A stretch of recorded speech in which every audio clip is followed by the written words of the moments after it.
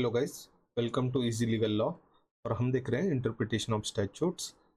अब कंटिन्यू करते हैं आगे के concepts. General principles of interpretation. The main principle is to discover and give effect to the intention of the legislature. Court apply certain well recognized principles while interpreting statutes. तो main intention क्या है, जो legislature का intention था वो effect देना। Literal rule, ये आपको इम्पोर्टेंट पॉइंट है, ये याद रखना है। तो ये प्रिंसिपल्स है, तो ये है literal rule. The literal rule is the primary rule of interpretation. It is also called as plain meaning rule. तो देखते हैं क्या ये। It states that the word in a statute must be given their ordinary nature and grammatical meaning without adding, omitting और substituting anything. तो अगर कोई word है तो उनको ऑर्डिनरी, नेचुरल और ग्रामेटिकल मीनिंग देना है, ना कि उसमें कुछ ऐड करना है, ओमिट करना है या फिर सब्स्टिट्यूट करना है। If words are clear, the court must apply them even if the result seem harsh और अनजस्ट। अगर वर्ड्स क्लियर है तो कोर्ट को एज इट इज अप्लाई करना पड़ेगा, भले ही वो हार्श रहे, अनजस्ट लगे, कुछ भी लगे। तो वर्ड जैसे है वैसे ही लिटरल मीनिंग लेना है। क्या है ये लिटरल रूल का principle? When the language of statute is plain and unambiguous, it must be interpreted in its ordinary sense and no interpretation is required. अगर ordinary sense में दी है लैंग्वेज तो उसको as it is accept करना है, उसका interpretation नहीं करना है। इसका एडवांटेजेस क्या है लिटरल रूल के?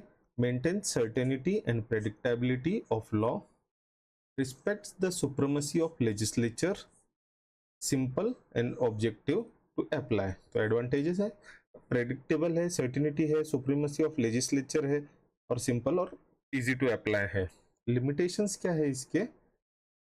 may lead to absurd, unjust और इनकन्वीनियंट रिजल्ट। तो कभी कभी ऐसा हो सकता है कि absurd, unjust या इनकन्वीनियंट रिजल्ट आ सकता है उस वर्ड का डायरेक्ट मीनिंग लेने से, लिटरल मीनिंग लेने से, लेकिन ये लिमिटेशन है।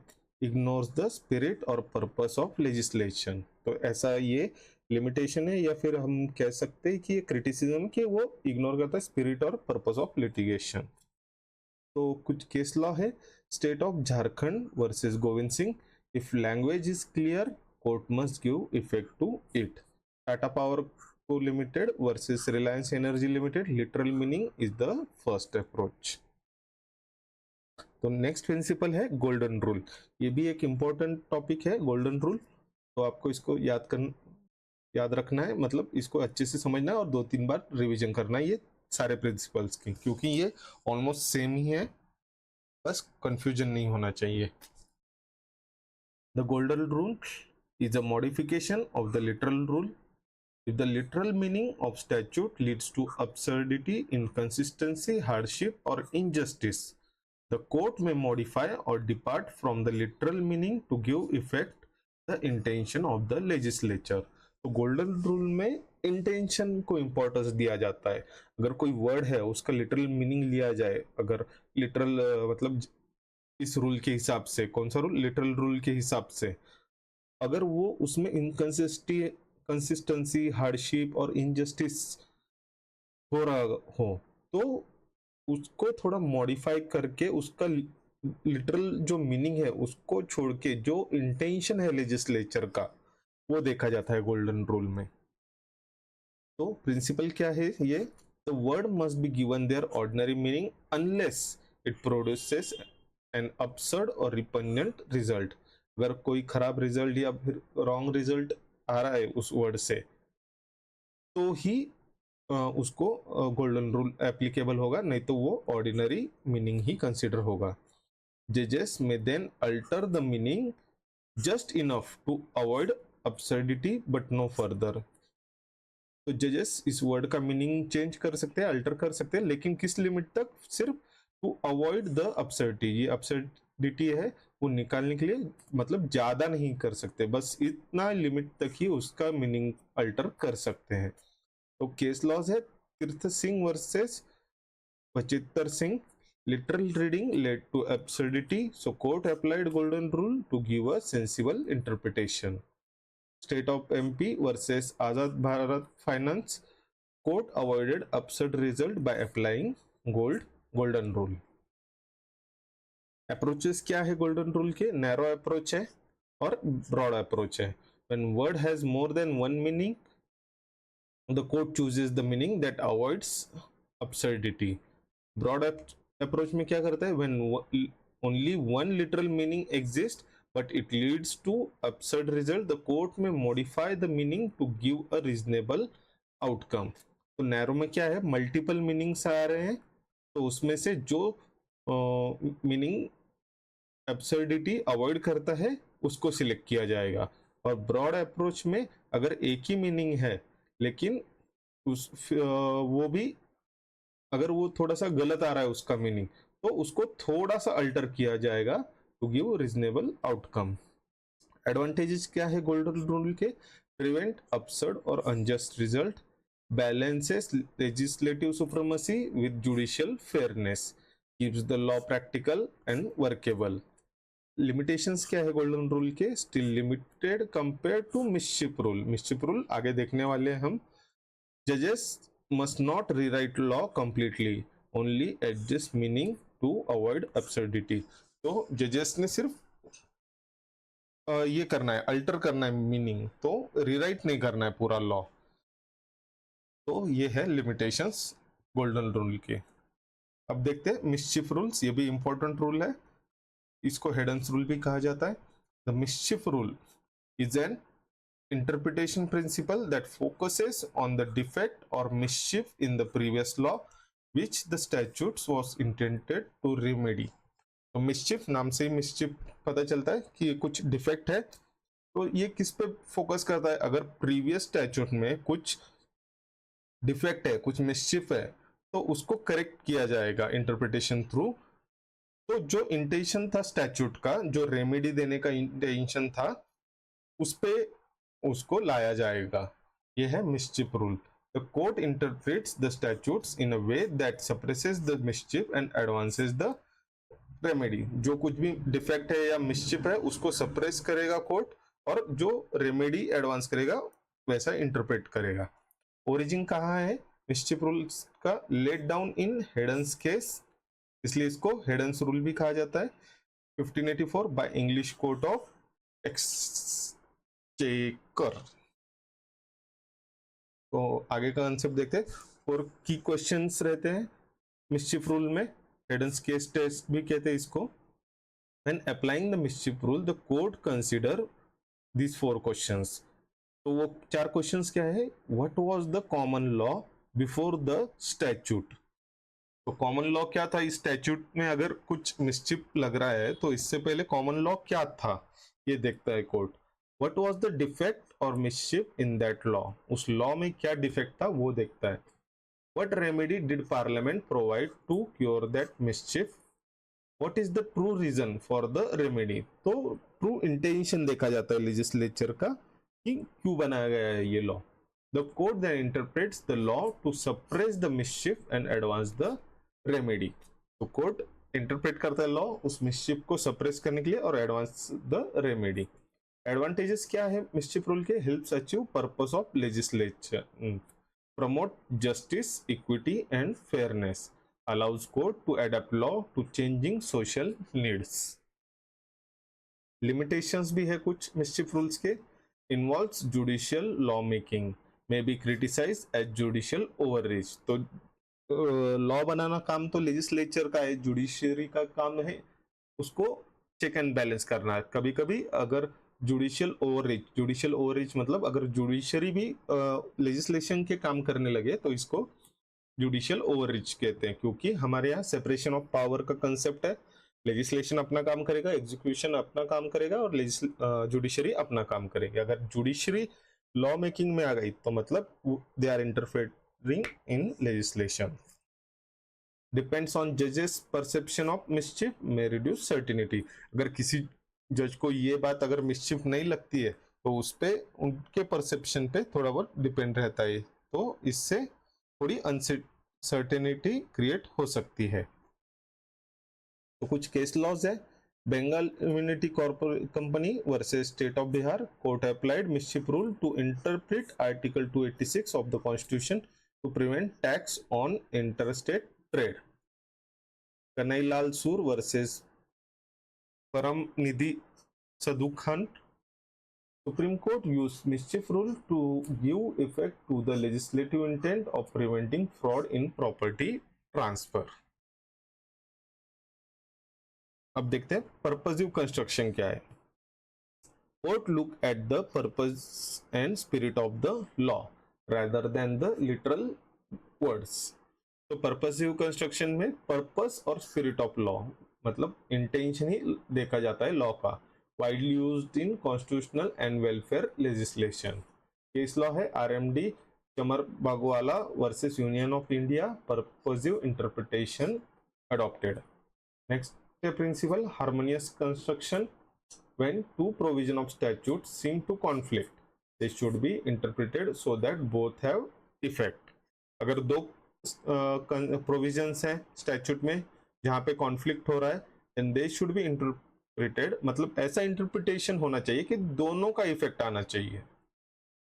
इसका केस लॉ है Rajkrishna versus Vinod Kanungo. Attempt should be made to reconcile inconsistencies.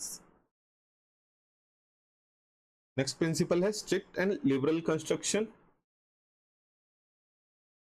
Penal and taxing statutes strictly construed in favor of accused taxpayer. अगर कुछ स्टैट्यूट स्ट्रिक्ट होनी चाहिए, लिबरल होनी चाहिए. अब जैसे कि penal which deals with punishment और taxing, तो ये strictly constituted in favour of accused ऐसे होने चाहिए. बेनिफिशियल और remedial statute liberally constitute to promote the object. तो बेनिफिशियल और रेमेडियल में आपको बेनिफिट और रेमेडी ही मिलनी चाहिए, इस तरह वो स्टैट्यूट कंस्टिट्यूट करने पड़ेंगे. Presumption in interpretation. प्रिजम्पशन है कुछ इंटरप्रिटेशन में. Legislature does not intend injustice और एब्सर्डिटी. अगर लेजिस्लेशन कोई रूल बना रहा है, लॉ बना रहा है, तो वो इनजस्टिस और एब्सर्डिटी के लिए नहीं बना रहा है. तो ये प्रिजम्पशन रखा जाता है हमेशा इंटरप्रेट करते वक्त. टू वायलेट इंटरनेशनल लॉ, मतलब जो लेजिस्लेचर है does not intend to violate international law to take away vested rights without clear words retrospective effect unless expressly stated.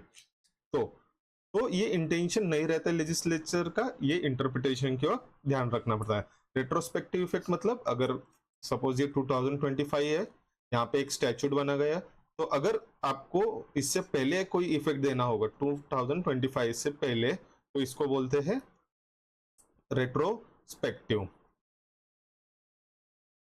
अगर आपको इस दिन से आगे इफेक्ट देना है तो इसको कहते हैं प्रोस्पेक्टिव.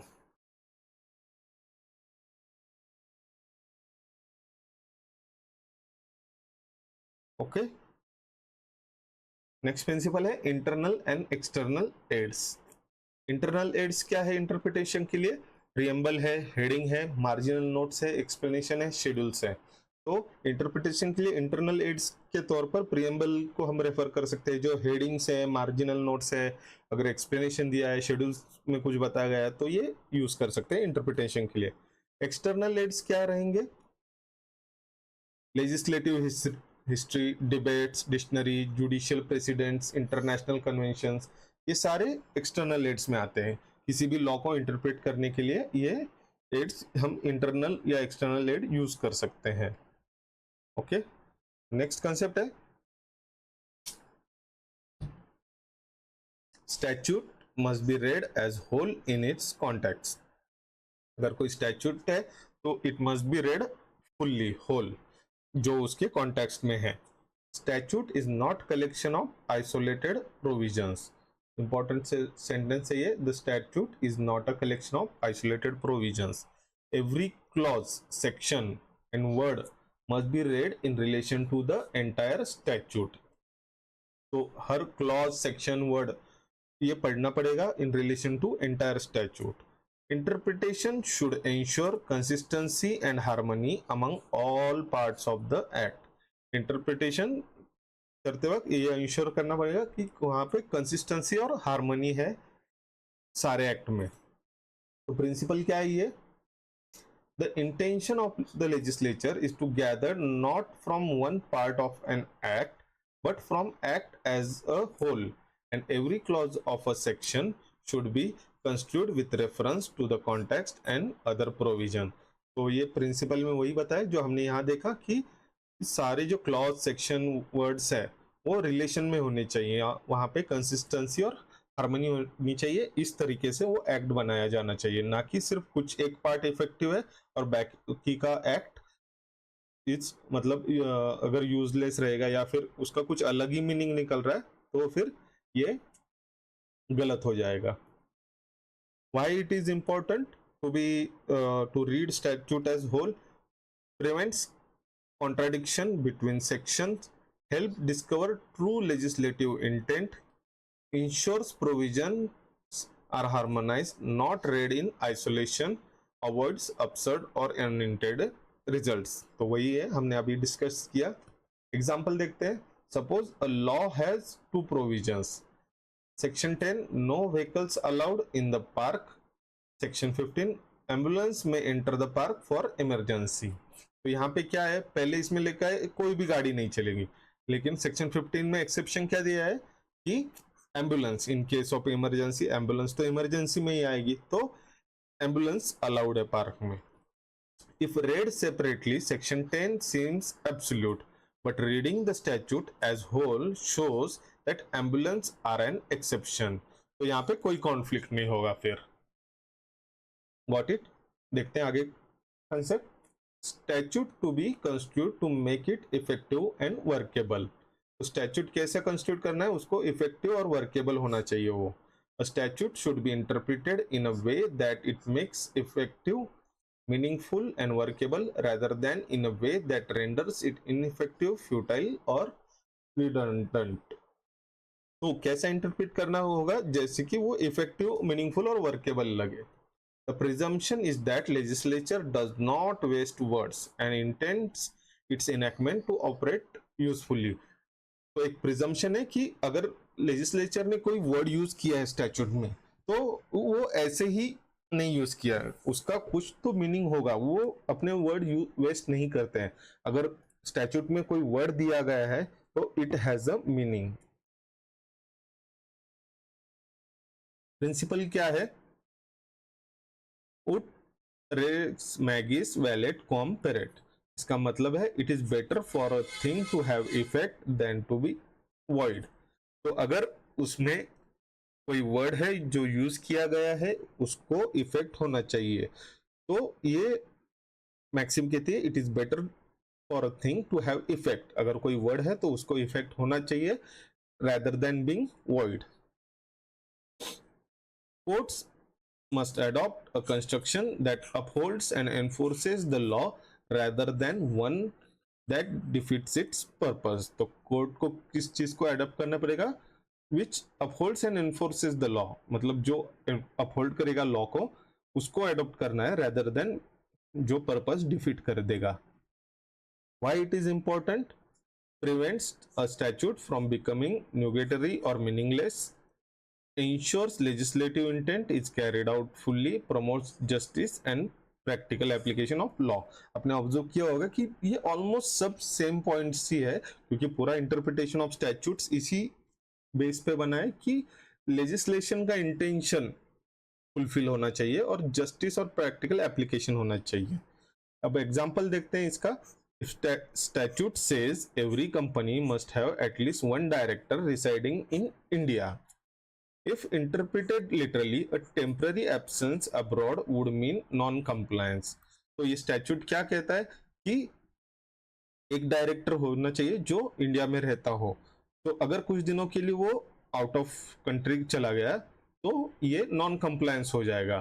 तो क्या ये लिटरल मीनिंग है क्या रिसाइडिंग इन इंडिया का? नहीं। तो उसका मतलब है वो most of the time India में होना चाहिए so that it could work properly. Under this principle the law would be reading as requiring a permanent और habitual residents, making it practical and workable. According to statute क्या है कि permanent और habitual ये होना चाहिए रेसिडेंस, मतलब काम प्रैक्टिकल होना चाहिए।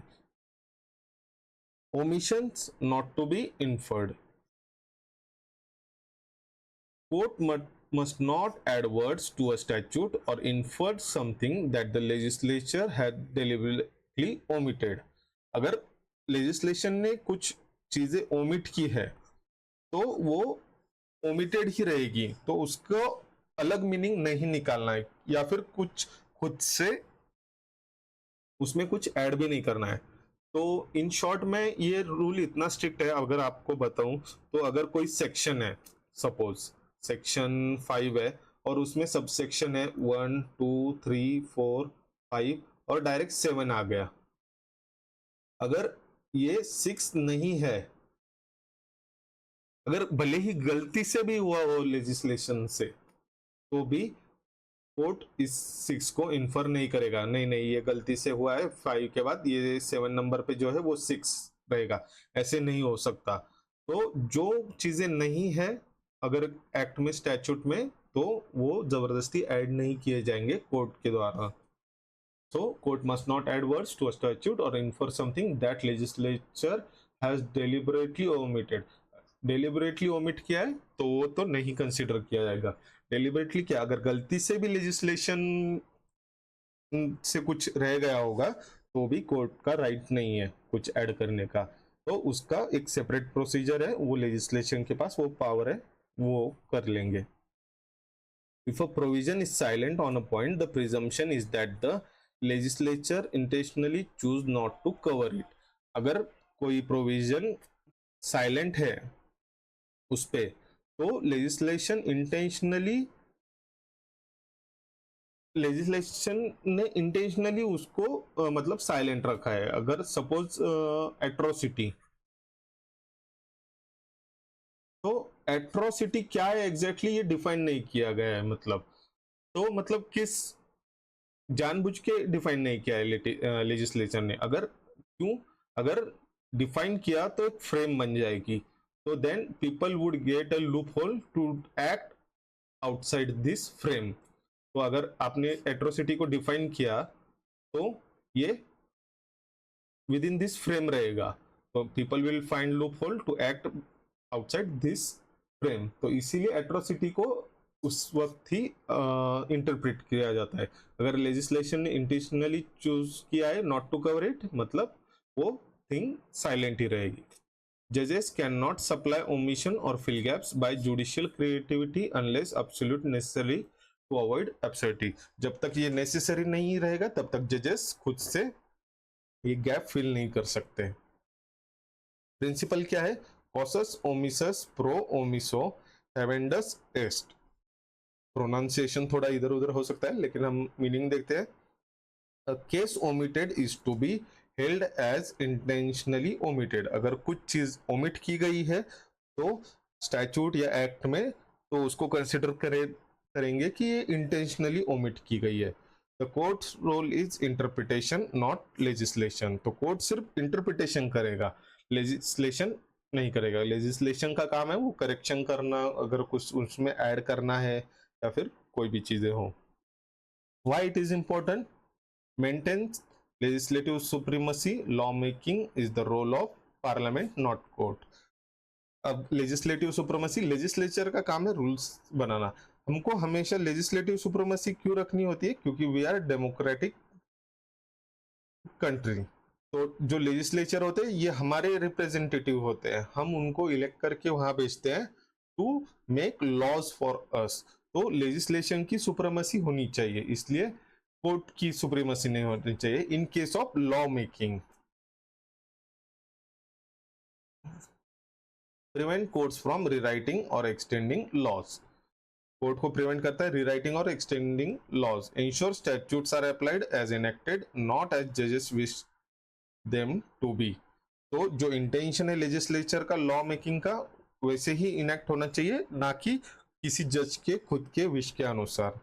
Example, if a statute provides tax exemption applies to widows, a court cannot extend it to widowers by inferring an omission only parliament can amend the law to include widowers. अगर मतलब window कौन होता है, जिसका husband की death हो जाती है, तो वो हो जाएगी विडो। तो अगर गवर्नमेंट ने कहा है, लेजिस्लेशन ने, कि tax exemption applies to widow, तो सिर्फ विडो पर ही एप्लीकेबल होगा, नॉट ऑन विडोवर्स। विडोवर्स मतलब जिसकी वाइफ की डेथ हो चुकी है और वो अकेला है, तो इसको टैक्स एग्जम्पशन अप्लाई नहीं होगा, क्योंकि ये पर्पसफुली ओमिशन किया गया है लेजिस्लेशन ने। नेक्स्ट प्रिंसिपल देखते हैं, every word in a statute to be given a meaning. The legislature is presumed not to use superfluous और रिडंडेंट वर्ड्स। तो हर चीज का एक मीनिंग होना चाहिए, कुछ भी ऐसे मतलब एज अ पोयम या फिर कोई कहानी की तरह उसको कुछ ग्लोरीफाई करने के लिए, ऐसे कुछ अलंकार देने के लिए नहीं वर्ड यूज किया गया, उसका कुछ मीनिंग होना चाहिए।